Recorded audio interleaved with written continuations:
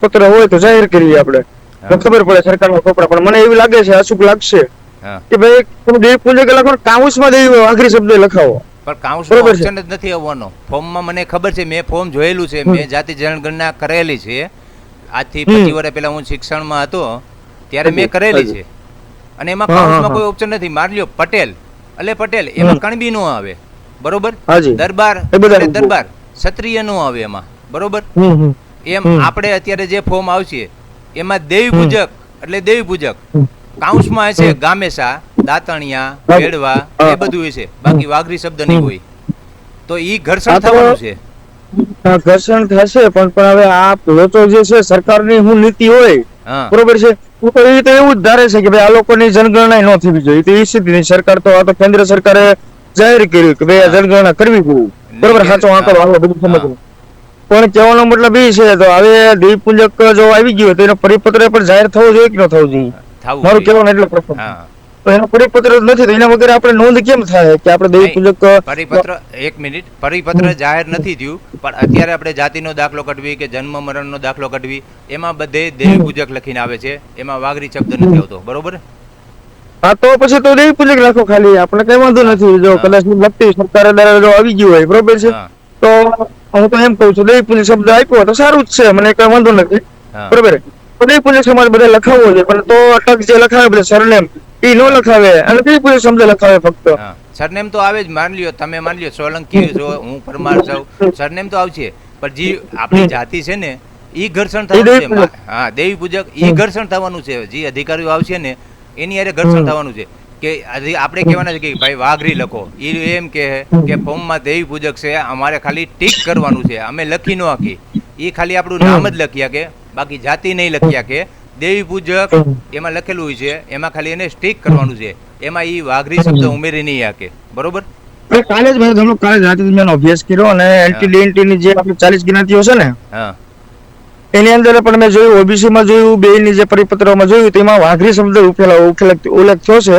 અને કાલે એક મેં એવું જાણ્યું, તમે જેમ કીધું દેવી પૂજક, વાઘરી આપણે દેવી પૂજક બે લખેલું છે. દેવી પૂજક આગળ લખ્યું છે, કાઉન્સમાં વાઘરી શબ્દ લખ્યો છે.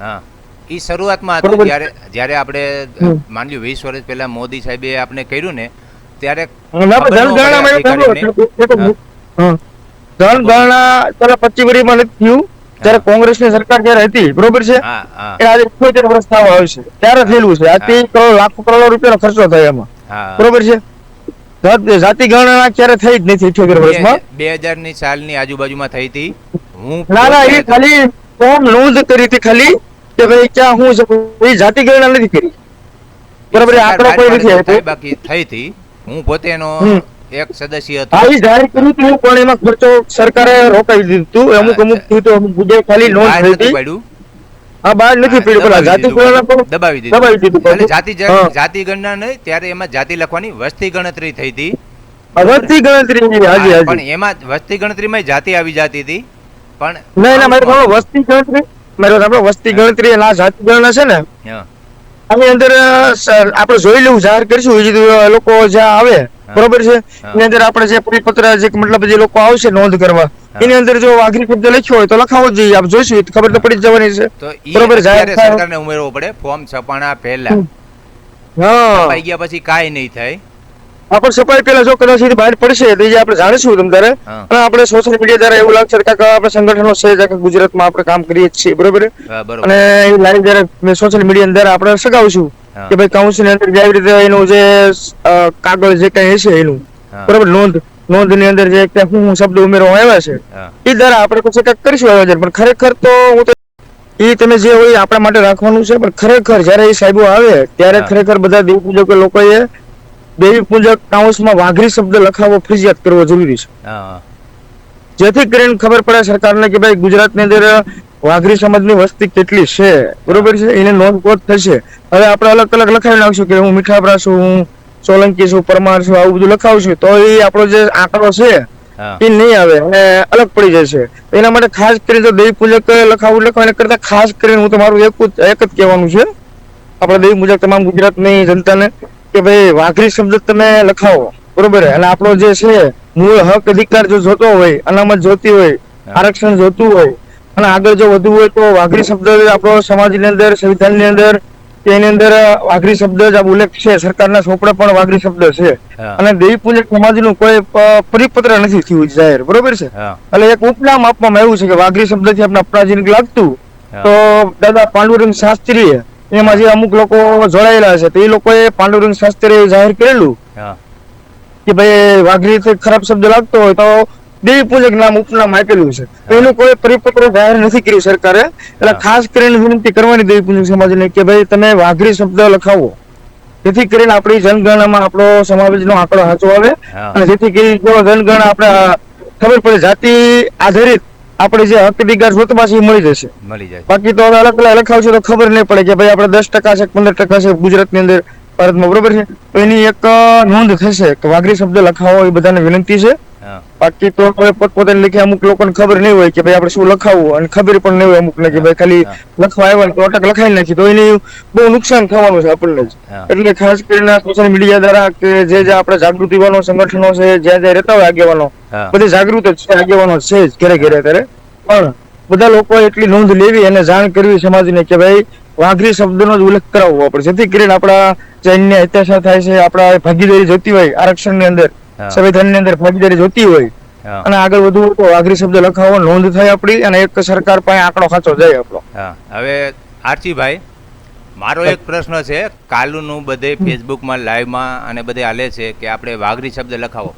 જો કે તમે લોકો રાગદેશ સંગઠન છો, હું શિક્ષણ સાથે જોડાયેલો હતો, અને આજથી 20-25 વર્ષ પહેલા, 25 વર્ષનો ગાળો સમજી લ્યો ને, જાતિ જનગણનામાં હું સામેલ હતો, બરોબર. એટલે જાતિ જનગણના કેમ થાય એ મને ખબર છે, બરોબર. હવે શબ્દ તમે જે કયો છો લખાવાનો, એ શબ્દ ફોર્મમાં આવવાનો જ નથી, અને કોઈ અધિકારી એ વાઘરી શબ્દ ઉમેરી નહીં શકે, બરોબર. આપણે જે દેવી પૂજક સરકારે ચોપડે સડી ગયું એ દેવી પૂજક જ રહેવાનું છે. બાકી વાઘરી શબ્દ આપણે કે કોઈ અધિકારી આપણે જયારે જનગણના કરે આવીએ ત્યારે ઉમેરી નહીં શકે. ત્યારે અધિકારી અને જાતિ જનગણના થાય ત્યારે પબ્લિક વર્ષે ઘર્ષણ થવાનું છે. કારણ કે અધિકારીને તો જે ફોર્મ આવ્યું એમાં દેવી પૂજક જ લખેલું છે, એમાં વાઘરી લખેલું હોય છે જ નહીં, બરોબર. તો ઈ વિશે તમે બે શબ્દ કયો. પણ ખરેખર તમે સરકારના ચોપડે, મેં તો અભ્યાસ મારો ચાલુ જ છે 2-3 અઠવાડિયાથી છેલ્લા, હું જોતો આવું છું કે સરકારના ચોપડે દેવી પૂજક સમાજ ઉપનામ તરીકે, કે માની લો આજે હું પટેલ સમાજ છે કે કોળી સમાજ છે, તેનો પરિપત્ર બહાર પડે છે, બરોબર, કોઈ પણ જ્ઞાતિનો, તો પણ આપણે દેવી પૂજક નો કોઈની પાસે પરિપત્ર હોય તો જાહેર કરીએ આપણે, તો ખબર પડે સરકારના ચોપડા. પણ મને એવું લાગે છે, અશુક લાગશે કે ભાઈ તમે દેવી પૂજક લખો, કાઉન્સમાં દેવી વાઘરી શબ્દ લખાવો, પણ કાઉન્સમાં ઓપ્શન જ નથી આવવાનો. ફોર્મમાં મને ખબર છે, મેં ફોર્મ જોયેલું છે, મેં જાતિ જનગણના કરેલી છે. આજથી 25 વર્ષ પહેલા હું શિક્ષણમાં હતો ત્યારે મેં કરેલી છે, અને એમાં કાઉન્સમાં કોઈ ઓપ્શન નથી. માની લ્યો પટેલ એટલે પટેલ, એમાં કણબી નો આવે, બરોબર. દરબાર એટલે દરબાર, ક્ષત્રિય નો આવે એમાં, બરોબર. એમ આપણે અત્યારે જે ફોર્મ આવશે એમાં દેવી પૂજક એટલે દેવી પૂજક, કાઉન્સમાં હશે ગામેસા, દાતણિયા, વેડવા, એ બધું હશે, બાકી વાઘરી શબ્દ નહીં હોય. તો ઈ ઘર્ષણ થવાનું છે. ઘર્ષણ થશે, પણ હવે આ લોકો જે છે સરકારની શું નીતિ હોય, બરોબર છે, એ તો એવું જ ધારે છે કે ભાઈ આ લોકોની જનગણના ન થવી જોઈએ, તો એ સીધી સરકાર તો આ તો કેન્દ્ર સરકારે જાહેર કર્યું કે ભાઈ આ જનગણના કરવી જોઈએ, બરોબર, સાચો આંકડો આવે બધું સમજવું. પણ કહેવાનો મતલબ એ છે, તો હવે દેવી પૂજક જો આવી ગયું તો એનો પરિપત્ર પણ જાહેર થવો જોઈએ કે ન થવો જોઈએ, મારું કહેવાનું એટલે પ્રશ્ન. તો એનો પરિપત્ર નથી, તો એના વગર આપણે નોંધ કેમ થાય કે આપણે દેવી પૂજક પરિપત્ર, એક મિનિટ, પરિપત્ર જાહેર નથી થયું, પણ અત્યારે આપણે જાતિનો દાખલો કાઢવી કે જન્મ મરણનો દાખલો કાઢવી, એમાં બધે દેવી પૂજક લખીને આવે છે, એમાં વાઘરી શબ્દ નથી આવતો, બરોબર. હા, તો પછી તો દેવી પૂજક રાખો ખાલી, આપણે કઈ વાંધો નથી. જો કદાચ લખતી સરકારે દ્વારા જો આવી ગયું હોય, બરોબર છે, તો હું તો એમ કઉ છું દેવી પૂજક શબ્દ આપ્યો તો સારું જ છે, મને કઈ વાંધો નથી, બરોબર. તો દેવી પૂજક સમાજ બધા લખાવવો છે, પણ તો અટક જે લખાવે બધા સરનેમ એ ન લખાવે, અને દેવી પૂજક શબ્દ લખાવે ફક્ત. સરનેમ તો આવે જ, માન લ્યો તમે, માન લ્યો સોલંકી છો, હું પરમાર છું, સરનેમ તો આવશે, પણ જે આપણી જાતિ છે ને ઈ ઘર્ષણ થવાનું છે. હા, દેવી પૂજક ઈ ઘર્ષણ થવાનું છે, જે અધિકારીઓ આવશે ને એની હારે ઘર્ષણ થવાનું છે. કે આપણે કહેવાના છે કે ભાઈ વાઘરી લખો, એ એમ કે ફોર્મમાં દેવી પૂજક છે, અમારે ખાલી ટીક કરવાનું છે, અમે લખી ન આપી, એ ખાલી આપણું નામ જ લખ્યા કે, બાકી જાતિ નહીં લખ્યા કે. દેવી પૂજક એમાં લખેલું હોય છે, એમાં ખાલી એને સ્ટીક કરવાનું છે, એમાં એ વાઘરી શબ્દ ઉમેરી નહીં શકે, બરોબર. એટલે કાલે જ મેં કાલે રાતે જ મેં અભ્યાસ કર્યો અને એન્ટી ડીએનટી ની જે આપણે 40 જ્ઞાતિઓ છે ને હા એની અંદર પણ મેં જોયું ઓબીસી માં જોયું બે ની જે પરિપત્રમાં જોયું તેમાં વાઘરી શબ્દ ઉલ્લેખ થયો છે. અને કાલે એક મેં એવું જાણ્યું તમે જેમ કીધું ને દેવી પૂજક હા વાઘરી આપણે દેવી પૂજક બે લખેલું છે. દેવી પૂજક આગળ લખ્યું છે અને કાઉન્સમાં વાઘરી શબ્દ લખ્યો છે. હા એ શરૂઆતમાં હતું બરોબર. જ્યારે આપણે માની લ્યો 20 વર્ષ પહેલા મોદી સાહેબે આપણે કર્યું ને ત્યારે આપણે જનગણના પેલા 25 વર્ષમાં નથી થયું જયારે કોંગ્રેસની સરકાર જયારે હતી બરોબર છે હા હા એ આજે 78 વર્ષ થવા આવશે ત્યારે થયેલું છે. આજથી કરોડ લાખો કરોડો રૂપિયાનો ખર્ચો થાય એમાં હા બરોબર છે. જાતિ ગણના ક્યારે થઈ જ નથી 78 વર્ષમાં. 2000 ની સાલની આજુબાજુમાં થઈ હતી. હું ના એ ખાલી ફોર્મ નોંધ કરી હતી ખાલી કે ભાઈ ક્યાં હું છે એ જાતિ ગણના નથી કરી બરાબર. એ આંકડો કોઈ નથી આપ્યો. બાકી થઈ હતી. હું પોતે એનો એક સદસ્ય હતો. હા એ જાહેર કર્યું હતું પણ એમાં ખર્ચો સરકારે રોકાઈ દીધું હતું. અમુક થયું હતું અમુક જગ્યાએ ખાલી નોંધ થઈ હતી. પાડ્યું હા બહાર નથી પડ્યું પેલા જાતિ ગણના પણ દબાવી દબાવી દીધું. દીધું. એટલે જાતિ ગણના નહીં ત્યારે એમાં જાતિ લખવાની વસ્તી ગણતરી થઈ હતી. વસ્તી ગણતરી હાજી હાજી પણ એમાં વસ્તી ગણતરીમાં જાતિ આવી જતી હતી. પણ ના મારે વસ્તી ગણતરી આપણે વસ્તી ગણતરી અને આ જાતિ ગણના છે ને હા આની અંદર આપણે જોઈ લેવું જાહેર કરીશું એ લોકો જ્યાં આવે બરોબર છે એની અંદર આપણે જે પરિપત્ર જે મતલબ જે લોકો આવશે નોંધ કરવા એની અંદર જો વાઘરી શબ્દ લખ્યો હોય તો લખાવો જ જોઈએ. આપણે જોઈશું ખબર તો પડી જ જવાની છે. તો બરોબર ઈ જાહેર અત્યારે સરકારને ઉમેરવો પડે ફોર્મ છપાણા પહેલા. હા છપાઈ ગયા પછી કાંઈ નહીં થાય.